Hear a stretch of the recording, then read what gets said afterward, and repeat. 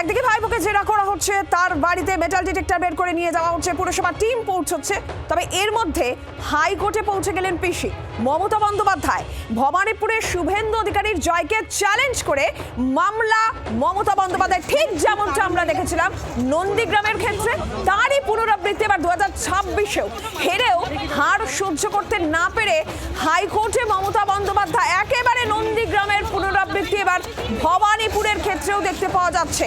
মনে থাকবে নন্দীগ্রামে হেরেও মামলা দায়ের করেছিলেন মমতা বন্দ্যোপাধ্যায়, ঠিক 21-এর পুনরাবৃত্তি 26-এ এবার ভবানীপুর।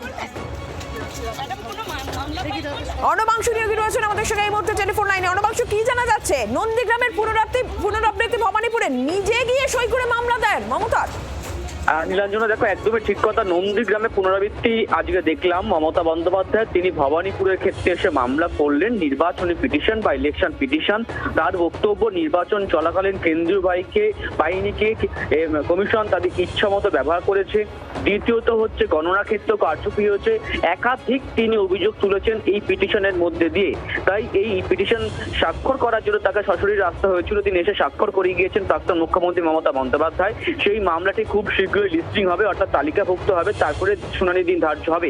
প্রসঙ্গত, নন্দীগ্রামের মামলাটি এখনো বিচারের দিন রয়েছে, সেইটা এখনো নিষ্পত্তি হয়নি। তারই মধ্যে কিন্তু এবার ভবানীপুর বিধানসভা কেন্দ্র নিয়ে Mamata Bandyopadhyay election petition file করলেন।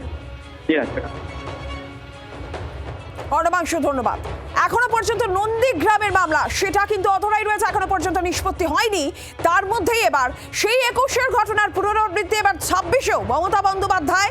তিনি এবার 26-এ ভবানীপুরের শুভেন্দু অধিকারীর যে জয়, ভবানীপুর বিধানসভা কেন্দ্রের যে ফলাফল, সেই ফলাফলকেই চ্যালেঞ্জ করে মামলা করলেন মমতা বন্দ্যোপাধ্যায়। নিজে সই করে মামলা দায়ের করলেন মমতা বন্দ্যোপাধ্যায়।